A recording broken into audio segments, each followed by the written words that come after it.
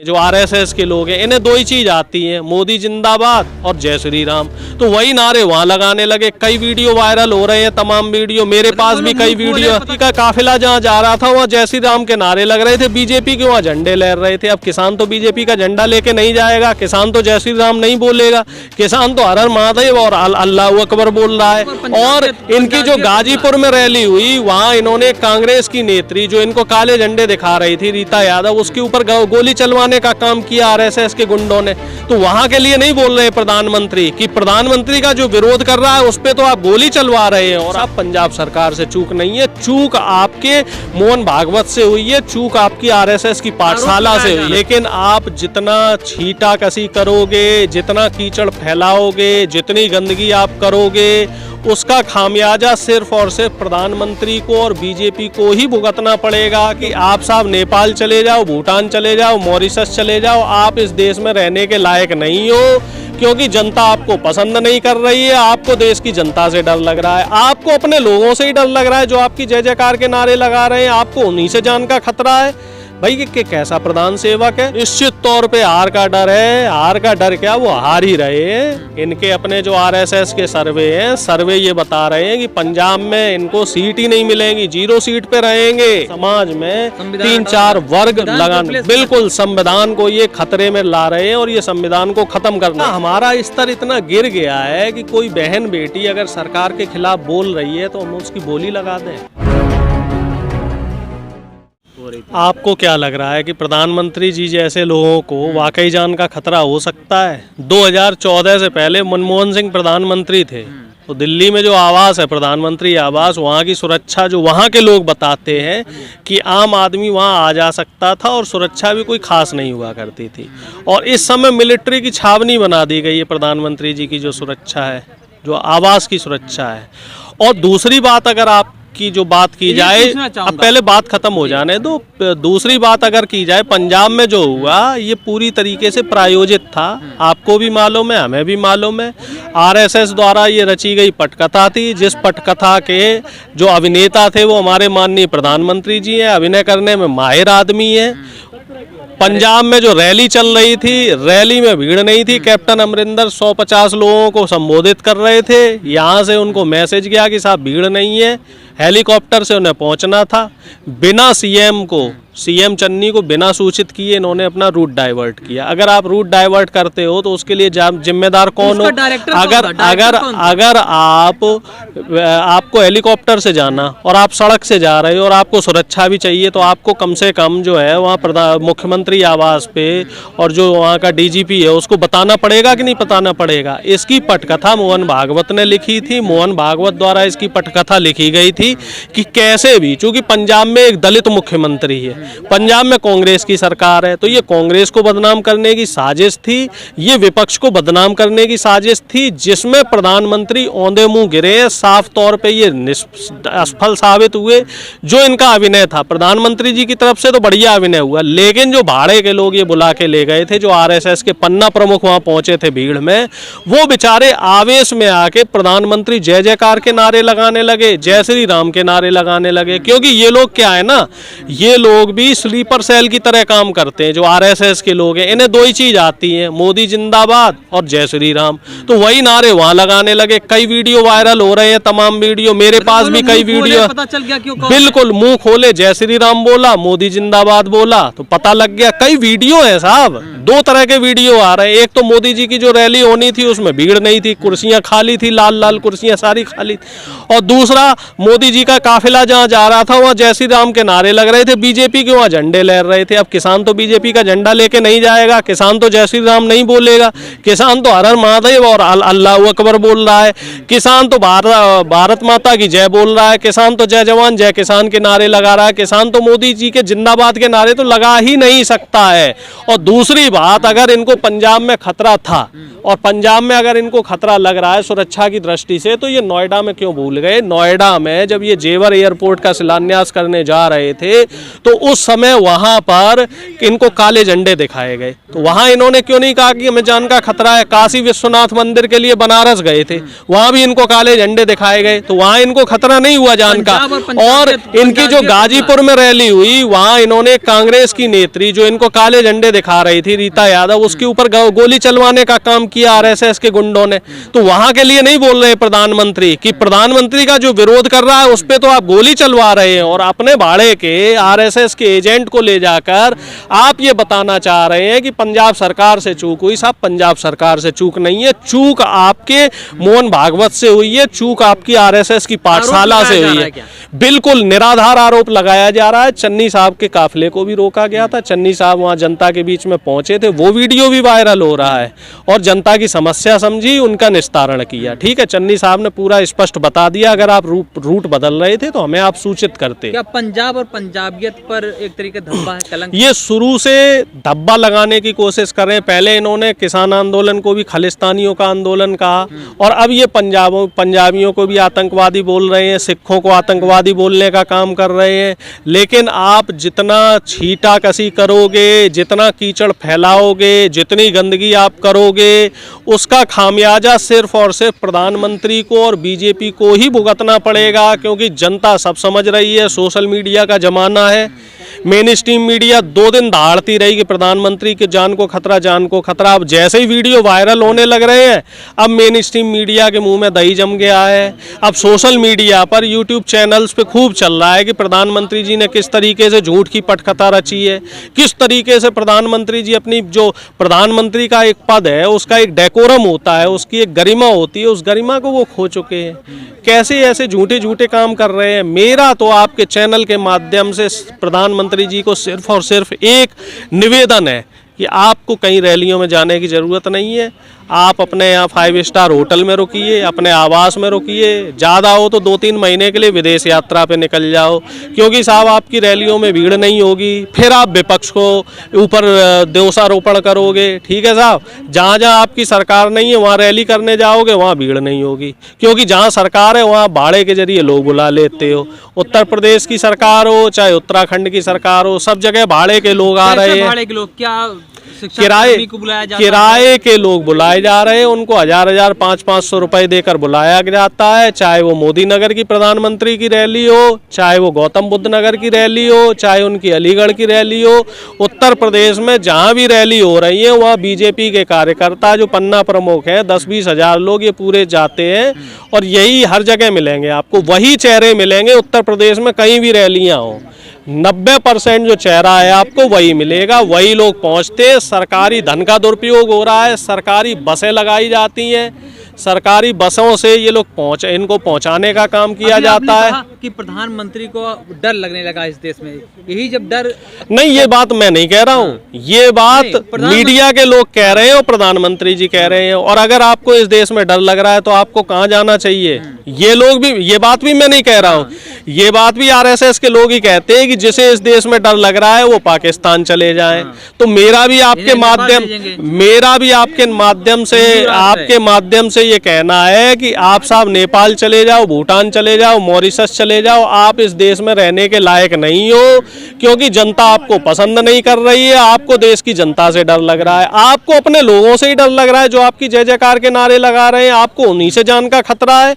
भाई कि कैसा प्रधान सेवक है, चुनाव के समय जाकर, रैलियों में जाकर तो कुछ और बोलता है, और इसकी कथनी करनी में कितना फर्क है। लोग आपकी जय जयकार के नारे लगा रहे हैं, आपके कार्यकर्ता आपसे मिलना चाह रहे हैं, और आप कह रहे हैं कि साहब मैं जिंदा बच के आया हूँ। कहीं किसी के पास वहाँ आपको डंडे दिखे? जो रैलियाँ थी उसमें किसी के, जो लोग पहुँचे थे इनकी पार्टी के लोग, किसी के हाथ में डंडा था? नहीं था। किसी के पास तमंचा था क्या? किसी के पास कोई चाकू था? तो फिर कैसा जान का डर था? प्रधानमंत्री ये राष्ट्रपति आवास में जाके क्या साबित करना चाह रहे हैं? जब हाथरस का जब कांड था, तो राहुल गांधी जब गए हुए थे, उनके कॉलर को पकड़ के पुलिस वाले धक्का मार रहे थे। ये राहुल गांधी ने नहीं कहा था? देखिए ये फोटो भी वायरल हो रहा है। जयंत चौधरी के ऊपर तो पुलिस ने लाठी मारी थी हाथरस कांड पे, राहुल गांधी जी को धक्का दिया था, वो गिर गए थे। देखिए ये लोग नेता हैं, ठीक है।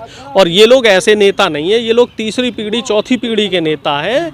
इनके पूर्वजों ने भी राजनीति की है और ये लोग जनता के बीच में रहे हैं। इंदिरा गांधी जी का भी फोटो वायरल हो रहा है जब उनकी नाक टूटी थी, रैली में गए थे, रैली में से किसी ने पत्थर फेंका था इंदिरा गांधी के ऊपर और उनकी नाक टूट गई थी, फिर भी वो रैली करती रही, पट्टी वट्टी लगवा के उन्होंने रैली पूरी की।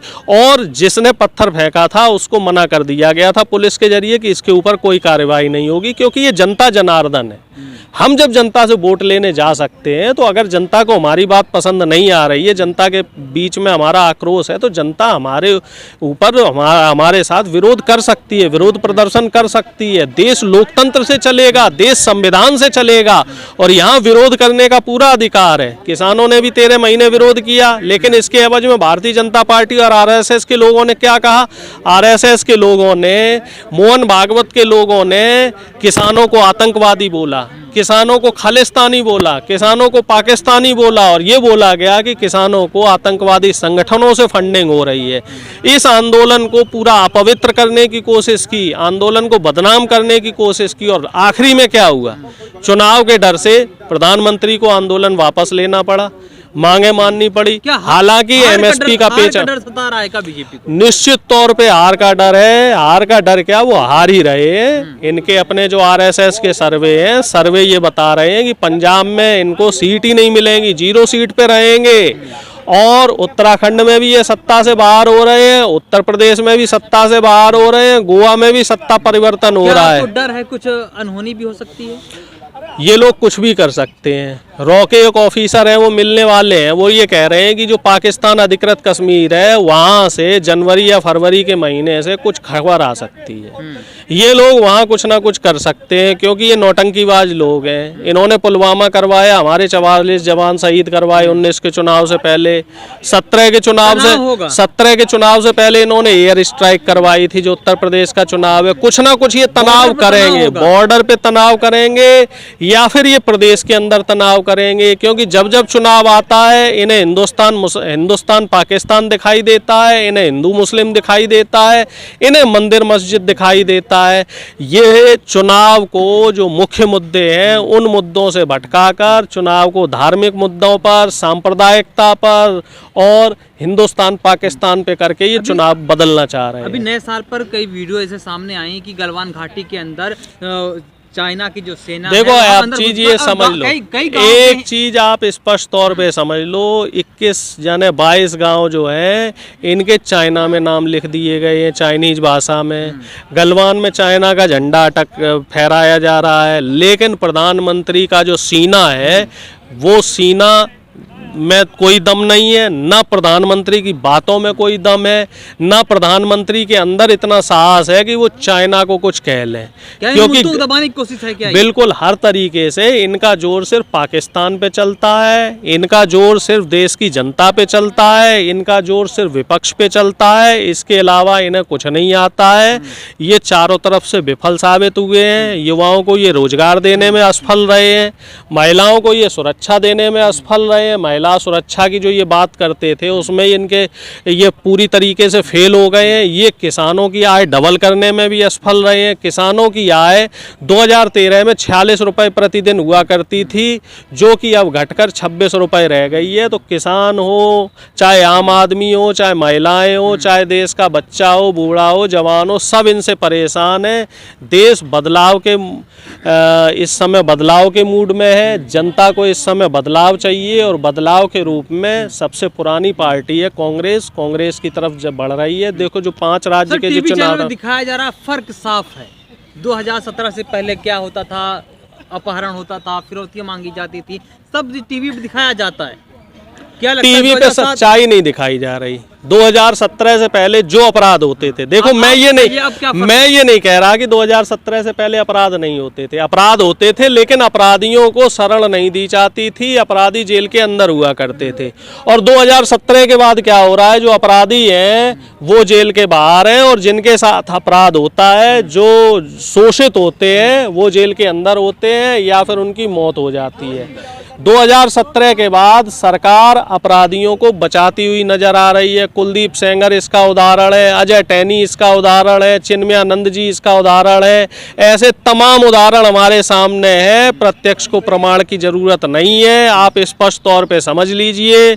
जो बीजेपी की पाठशाला है, जो आरएसएस की पाठशाला है, जो संघ की पाठशाला है, यहाँ सिर्फ एक ही चीज़ सिखाई जाती है कि बहन बेटियों के साथ दुराचार करो, देश को जाति और धर्म में तोड़ो, देश में जो समानता है, जो संविधान ने हमें समानता का अधिकार दिया है, उस संविधान को तोड़ो।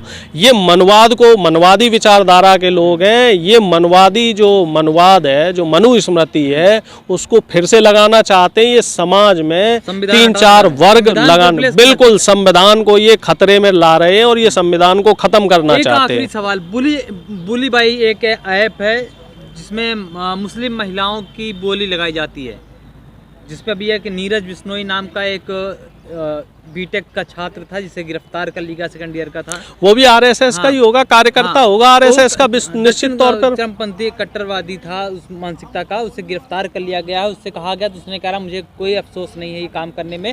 उसमें जो सरकार के खिलाफ, जो सरकार के खिलाफ मुस्लिम महिलाएं बोला करती थी, उन महिलाओं का फोटो लगाया जाता था और उस पर बोली लगाई जाती थी। अब आप समझ लीजिए देश किस तरफ जा रहा है। क्या हमारा स्तर इतना गिर गया है कि कोई बहन बेटी अगर सरकार के खिलाफ बोल रही है तो हम उसकी बोली लगा दें? क्या हमारे यही संस्कार हैं कि जो हमारी भारत की सभ्यता है, चाहे वो हिंदू सभ्यता हो, मुस्लिम सभ्यता हो, हमारी जो गंगा जमनी तहजीब है, क्या हमें यही सिखाती है कि हम बहन बेटी के साथ दुराचार करें? तो इस तरह की जो विचारधारा है, इसको बढ़ावा कौन दे रहा है? आरएसएस के लोग इसको बढ़ावा दे रहे हैं। साध्वी प्रज्ञा जैसे आतंकवादी को आप संसद में बैठाने का काम कर रहे हैं, ठीक है, और जो साक्षी महाराज जैसे आतंकवादी को आप संसद में बिठाने का काम कर रहे हैं। भारतीय जनता पार्टी की कैबिनेट में इस समय 42% मंत्री ऐसे हैं जिनके ऊपर अपराध के केस दर्ज हो रखे हैं। तो आप अंदाज़ा लगा लीजिए कि आरएसएस के लोग और बीजेपी के लोग किस मानसिकता के हैं और समाज में किस तरह का संदेश देना चाह रहे हैं। ये लोग समाज में गंदगी फैला रहे हैं, ये लोग समाज में नफरत फैला रहे हैं। अगर आप सरकार का विरोध करेंगे तो आप देशद्रोही हैं, अगर आप सरकार का विरोध करेंगे तो आप आतंकवादी हैं। ये सिर्फ और सिर्फ देश में सांप्रदायिक माहौल तैयार करना चाह रहे हैं। देश में फिर से जो राजशाही जो है, राजशाही को लगाना चाह रहे हैं। ये प्रजातंत्र को और संविधान को कमजोर करने की कोशिश कर रहे हैं। लेकिन आपके चैनल के माध्यम से मैं जनता को बताने चाह रहा हूं, देश नहीं टूटेगा। पहली चीज समझ लीजिए, हिंदू मुस्लिम सिख ईसाई पूरी एकता के साथ यहाँ पहले भी रह रहे थे, अब भी रह रहे हैं और आगे भी रहेंगे। और जो देश तोड़ने की कोशिश करेगा उसको देश से बाहर कर दिया जाएगा। उसकी इस देश में जरूरत नहीं है। ऐसी दूषित मानसिकता के लोगों की सिर्फ एक ही जगह है, वो है जेल।